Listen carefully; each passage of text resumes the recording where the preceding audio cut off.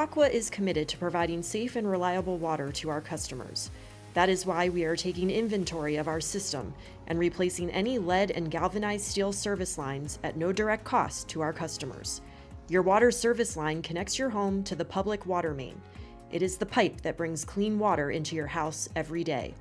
In this video, we'll walk you through how to identify your service line material in just 5 easy steps. Step 1. Gather a few household items you can use as tools. They are a magnet, and a coin or screwdriver or sandpaper. Step 2. Locate your water service line. It will be near your water meter and shutoff valve, typically found in your basement, crawl space, garage, or utility closet.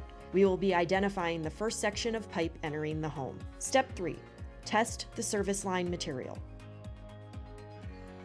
Using a magnet, place it on the pipe. If it sticks, then it is galvanized steel. A magnet will not stick to other materials. If the magnet does not stick, move to visual identification.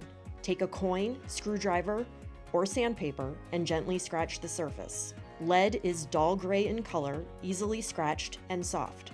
A scratch test will reveal a shiny silver surface. Aged copper may be brown or have green corrosion. When scratched, copper will have a reddish-brown color, like a penny. Plastic pipe is white, blue, or black in color. It may even have text printed on it and does not need to be scratched to be identified. Step 4.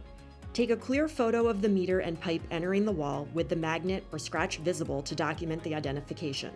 This may be used to verify the identification. If you prefer, or feel like you are unable to make an identification, you can schedule an appointment with our trained technicians. The last step is to report your materials to Aqua. You can do so by calling our Service Line Identification Center or emailing the results. Thank you for checking your service line. Visit your Aqua State website for more details.